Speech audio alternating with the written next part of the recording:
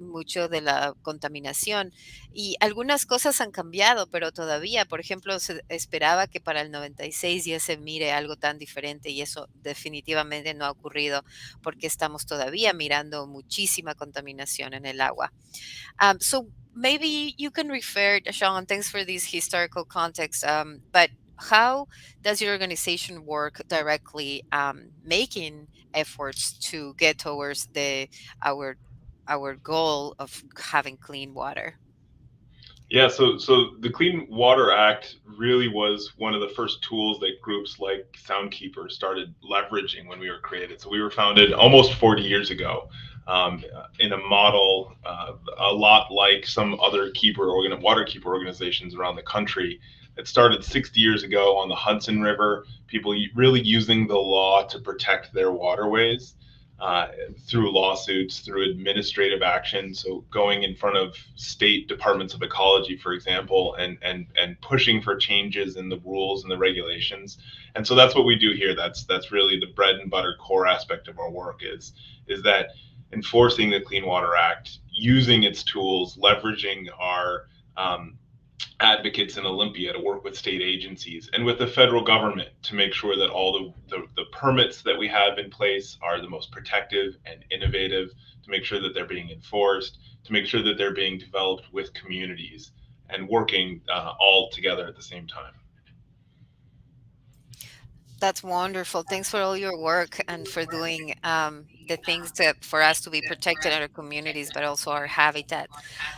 Una de las cosas que estaba diciendo Sean que hacen en su organización es, hace mucho tiempo cuando empezaron con el río Hudson que queda en Nueva York, es hacer procedimientos legales que puedan hacer ellos contribuir para que pueda la comunidad pues tener beneficios de la limpieza. Entonces, ellos se dedican a eso la mayoría del tiempo ahora, a la regulación, si es que alguna de las empresas no está cumpliendo con las reglas que deberían, pues ahí está el Budget Sunkeeper haciendo lo que deberían hacer, asegurando la regulación.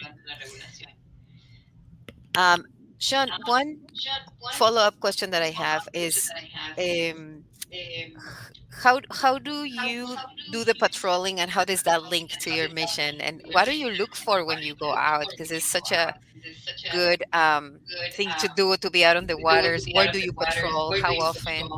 And just one second, Luis, estoy escuchando un eco otra vez. Si por favor podría bajar el volumen de la cabina. Okay, thank you. Go ahead. Sure. Yeah. So I think that it's, taking a step back. While we do talk a lot about the law at Soundkeeper, we're not just working on, in courtrooms. In fact, we're rarely in a courtroom. A lot of it is out in the communities. And so we patrol on the waterfronts. We have kayak patrols. We have a vessel that we use to go around the Sound up the Duwamish River on our waterfronts. We kayak along our coasts. We do walking patrols and bike patrols. And what I mean by patrol is we're out there looking for problems that can be solved. Sometimes those problems are, an industrial facility that's got water gushing out of a place that water shouldn't be gushing out of, or it's a pipe that's coming out of the ground leaking oil, and nobody knows why it's doing that. Those are some of the things that we spot. We also spot, oil slicks on waterways. We clean up garbage as we're going around. We educate communities and youth groups from schools about what clean water and how watersheds function while we're doing this. We're also looking at facilities and checking with, running what we see on the ground on our patrols by what they're supposed to be doing under the law, and making sure those two things line up so that we're constantly on the look for places where we can either make a phone call and have somebody fix a problem, or we can bring a lawsuit if it's an egregious problem that needs that level of action, or we can make a new friend and go in and connect with some of these businesses that might not know their obligations and develop that kind of commonality of purpose. Entonces, estábamos hablando que es muy bueno esto de poder tener las patrullas del agua, porque puedes ellos salir con la comunidad y también invitar a las personas de su estado a mirar qué está pasando en el agua, mirar si es que, por ejemplo, tienen algunos líquidos que están viniendo de las industrias, ellos lo pueden reportar y pueda tomar acción si es que alguien está actuando que en algo que no está beneficiando a la comunidad y obviamente el agua. Y por eso es muy importante estar ahí supervisando y poder ver que quiénes son buenos amigos y quiénes son no de el medio ambiente, del agua y poderlos traer a que rindan cuentas, pues. So I did you covered a little bit more on like what has happened. Could you, without giving too much details on who, but maybe mention a successful after your actions that you have done and what we have been able to accomplish, and maybe we can narrow it down to on around the Duwamish. Yeah, so we like to celebrate as many victories as we can, of course, to show that the system is working. But we also don't like to harp on those victories because we don't really want to, you know, grind somebody into the ground when they're doing something better. Most of the groups that we bring lawsuits against, in my experience here and in other watersheds, don't necessarily know the full extent of what they need to be doing sometimes and are willing to work with us to try to find those solutions. So there's a lot of great, community stewards and companies that want to protect their local environment and the communities around them. Sometimes they need a letter from some lawyers to get that to happen. Sometimes they don't. But one really great example is we brought a Clean Water Act lawsuit against a company on the Duwamish for a bunch of stormwater violations, things running off into the Duwamish River, not making sure to cover and capture a lot of their pollution sources, just doing a whole host of things wrong. And as part of that, we were able to direct a significant amount of money to some restoration projects for salmon restoration up in the Green River, helping state agencies finish construction of a site that's bringing back 20 to 40 acres, depending on where the river is in flood stage, of salmon habitat for juveniles. And so that's a project that wouldn't have happened without the funds generated through our enforcement actions. Which is important to note. We don't get any money from these enforcement actions. We are not allowed to under the Clean Water Act. If under the Clean Water Act, if the EPA or the state goes after somebody with an enforcement, you're violating a state law, the state can go after you, that money goes to the state. When we enforce it, that money does not go to us. But we can redirect that money through settlements to projects in the community to help restore the rivers that were harmed by that pollution. Es tan importante lo que dice que, por ejemplo, después de un procedimiento legal, si se prueba y se comprueba todo lo que hacen, la organización redistribuye esos fondos a la comunidad para proyectos comunitarios.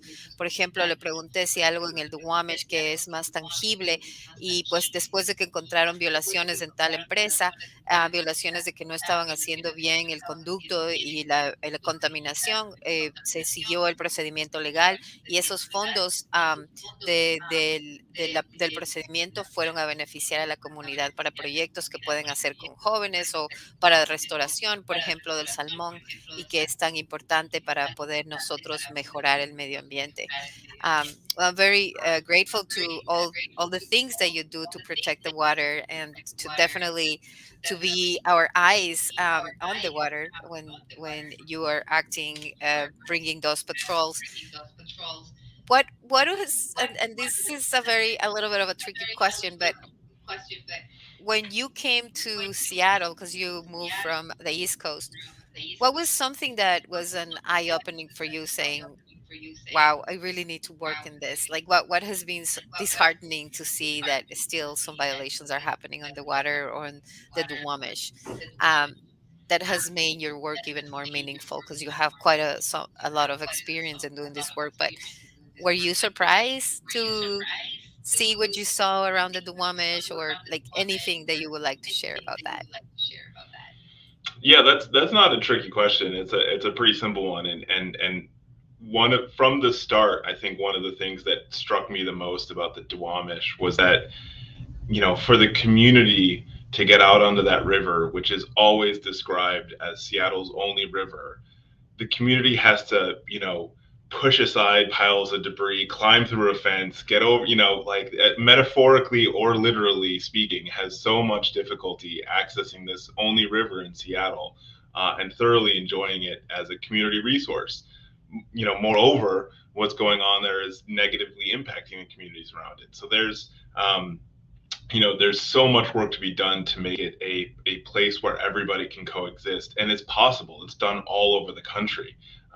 Street end access points, really nice green infrastructure around the place to help air quality. There's better lighting, better street maintenance, public services, bus stops, community schools, kayaks to hop in, and all of that.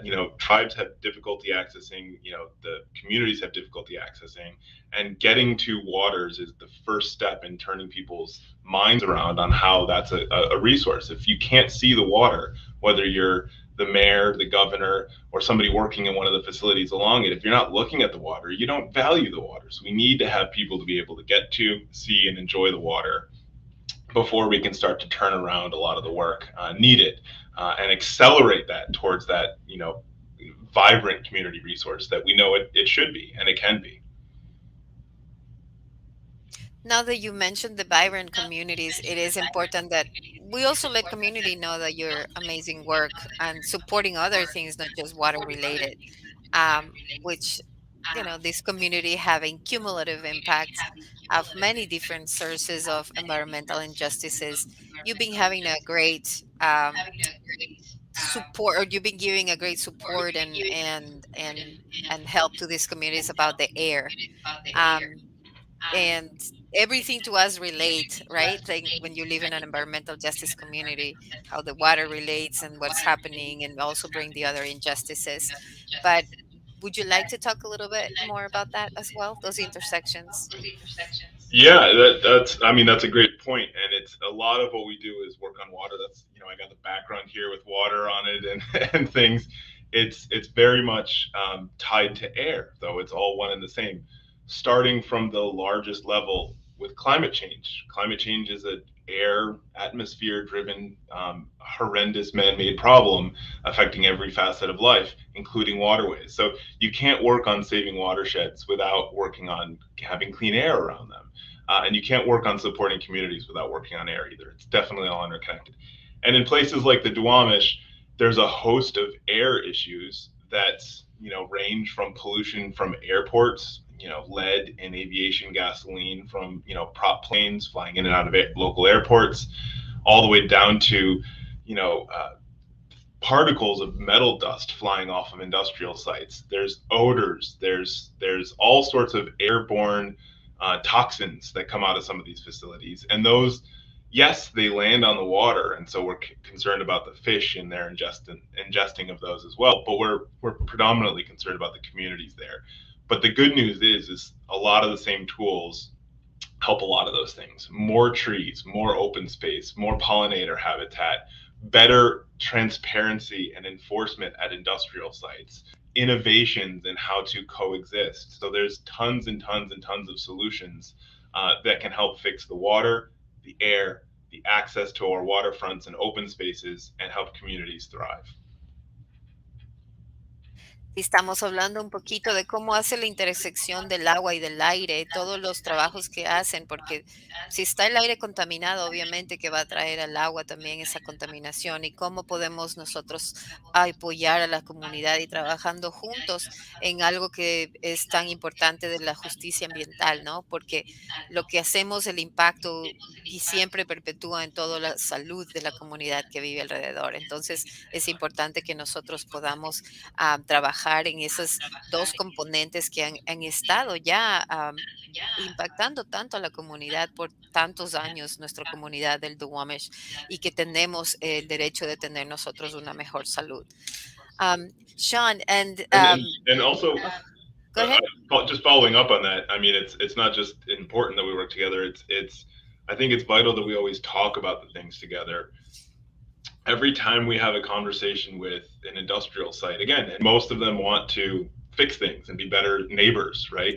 In my experience, When we have conversations with them about water, we don't just stop there. We bring in the air, because even though it may not be something related to the lawsuit that brought us to the table meeting with them, it's something that they may not know about. And so it's very important that we communicate as a community about all these issues, so that anytime any single one of us is in a meeting about an air issue, you bring up water, you bring up air. If you're talking about garbage and sanitation services, you talk about green infrastructure.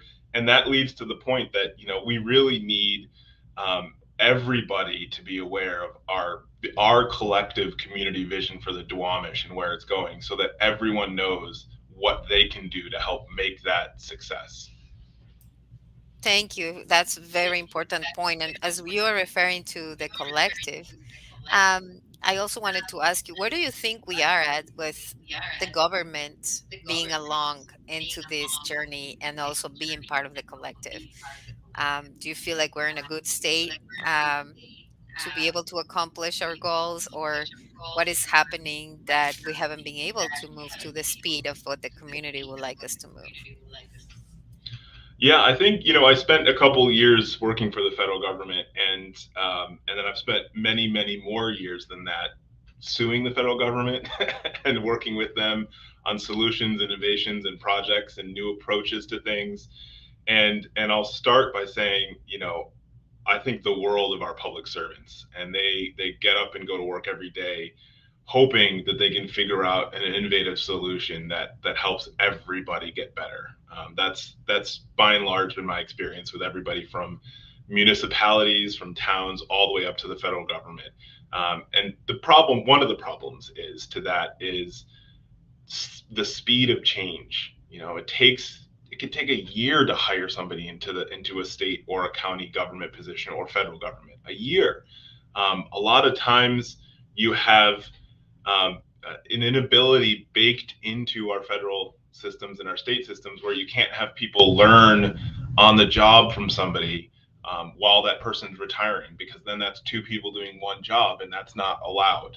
And so the systems we have put in place at the federal and the state levels oftentimes preclude us from moving fast towards innovation. But it's not that there's not the interest or the desire, the hope there at those levels. And so, I'm very interested in working with federal, state agencies to figure out all those innovative ways that we can work faster together, because I know they want to hire 10 more people to work on the Duwamish River. I know they want to hire 100 more people to work on the Duwamish River and finish the science quicker.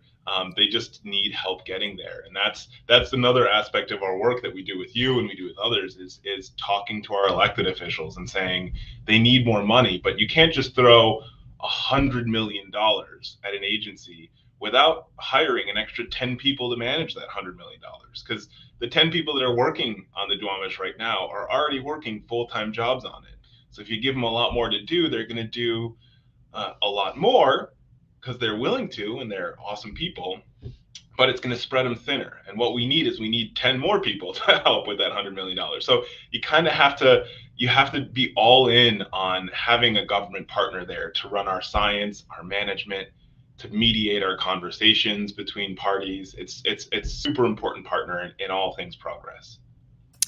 Sí, he preguntado a Sean que si estamos ahorita en un buen momento en el gobierno, porque las cosas a veces se mueven lento y es un poco difícil poder lidiar con todo eso, pero lo que queremos es que entender que las personas que trabajan, obviamente tenemos mucho respeto por ellos, pero también a veces la parte burocrática cambia porque tienen que pasar varios procesos y no nos movemos a la velocidad que quisiéramos para poder afrontar las cosas que tenemos. Pero pues es importante que podemos reconocer que a veces ah, como comunidad tenemos que tener la paciencia, pero también mantener nuestro gobierno en nuestros pensamientos de, ok, ya dijiste que ibas a hacer esto, ¿cuánto tiempo va a durar y cuánto tiempo vamos a demorarnos para que ellos puedan rendir cuentas de una manera saludable y también a tiempo para que nuestra comunidad no siga afectada? Entonces, el trabajo que Sean ha hecho. Well, time is flying with you, and we have few minutes left, Sean. And I wanted just to to ask you about you. Like, how did you get interested in this work? Your background. I know that you've traveled some South America. Tell us a little bit more about you. Oh yeah, no, I'm just me. I'm Sean. I think I've always had an interest in fish and waterways since I was a young kid, working on looking into becoming a marine biologist until well, I still want to be a marine biologist every day of the week. And so I studied marine biology in middle school, in high school, in college, master's degree in that. And so I've always kind of loved our coastal and marine ecosystems. I worked in Alaska as a fisheries observer for a year and got hooked on the concept of using the law to make changes. And so that's when I went to law school to focus on environmental law, and I've been working in it ever since. I've worked for 3 nonprofits in the federal government, all working in the public interest sector. But I've regularly come back to Seattle over the years. My mom worked as a ship fitter and a ship scaler in the shipyards on the Duwamish River out on Harbor Island for most of the 70s, joining as a laborer and becoming a shop steward, learning how to weld, and then eventually becoming an electrician, working in shipyards in other parts of the country as well after this. And so we've always had Seattle in our hearts and the Duwamish River. And so the opportunity to come back here was super exciting, and I couldn't wait. Así es que pues estamos escuchando un poco más de Sean, su vida, cómo le interesó al principio de ser un marino biólogo y ahora hasta ahora quiere seguir haciendo eso, aunque tiene ahora su licencia de abogacía, pues eso le hace también ser importante en su organización por los roles que cumple la organización Puget Sound Keeper y pues ahora vamos a poder seguir trabajando como coalición para poder desarrollar más cosas juntos. One thing that I forgot to mention is Puget Sound Keeper is part of a bigger keeper organization, and it's a Mhm. little hard to understand. Could you refer to that as a little bit? Yeah, yeah, and again, thank you for also for having me, and thank you for not asking me to speak in Spanish. I understood almost everything you're saying because as you know, I lived in Ecuador for 8 months and studied in that beautiful country, studied marine biology and ecology down there. But thank you for not making me try to butcher terms of art as well. You know them much better than I do. Yeah, Puget Soundkeeper is part of the Waterkeeper Alliance. We're actually one of the 6 founding organizations of that alliance. So in 1990, there were 6 groups that had the keeper word in them around the country: Hudson River Keeper, San Francisco Bay Keeper, Puget Sound Keeper, and a couple others. And we came together and founded the Waterkeeper Alliance to drive this local watershed activism using the law and working with communities around the world. And so now we have 180 waterkeeper organizations in the United States and over 350 around the world. It's a wonderful network of activists. Every single organization maintains that same approach of being on the water, ready to step into court to protect it, and working with the communities to talk about how to solve its problems. And so that's the kind of trifecta: being out on the water, working with communities, and ready to take action where needed, but at that local level. You're never going to meet a waterkeeper that works nationally or just sits in DC and has an office there and is working directly with Congress, because we're in waterways. The ones that are in DC are the Anacostia River Keeper and the Potomac River Keeper, and the ones that are working on DC's local waterways. So it's a wonderful network of local community activists all around the world, and I love being part of it. Thank you, Sean. And we love that Puget Sound Keeper is part of our coalition. You do very important work, and we feel also part of this collective that is working towards clean water. And it's wonderful to be in company for all the work that you do. Is there anything that you would like to encourage people to volunteer, come to your kayak tours, to see what it is to be um, a Puget Sound keeper person? Yeah, well, we're always looking for new volunteers. We do cleanups and kayak patrols all summer long, all year long, actually. We're going to be doing our annual 5th of July cleanup of Lake Union after the fireworks show. But in large part, I'd ask anybody listening or interested in helping to find your local organization. Go to DRCC and figure out, who's doing the work in your neighborhoods. Because by and large, we need more people that are walking around their neighborhoods, collaborating with their neighbors, whether it's a business or a government entity doing work nearby. Figure out who's digging up that sewer system and talk to them about why they chose your neighborhood and how they can work together. So we need more hands on deck everywhere across our community, not just with Soundkeeper. But of course, come out and join us. We'd love to see you on the water. Así que pues una invitación para las personas que nos están escuchando, que podemos nosotros unir manos y traer, ya saben, a través del DRCC o a través de Puget Soundkeeper, lo más importante es estar en el agua y todos podemos hacer advocacia por nuestras aguas locales, que es lo más importante, ya sean a través del kayak tour, ya sean a través del bote. También se puede ir con Sean a veces a estar de policía del agua y es muy importante el trabajo, aprender un poco más y poder ser parte de este colaborativo que queremos hacer para que nuestra comunidad pueda estar saludable y proteger nuestra agua.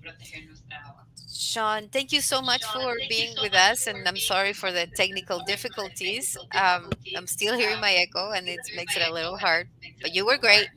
And I want to thank everyone for listening, and I hope you have a nice rest of the day. Thanks for having me. We'll see you soon. Take care. Bye now. Thank you.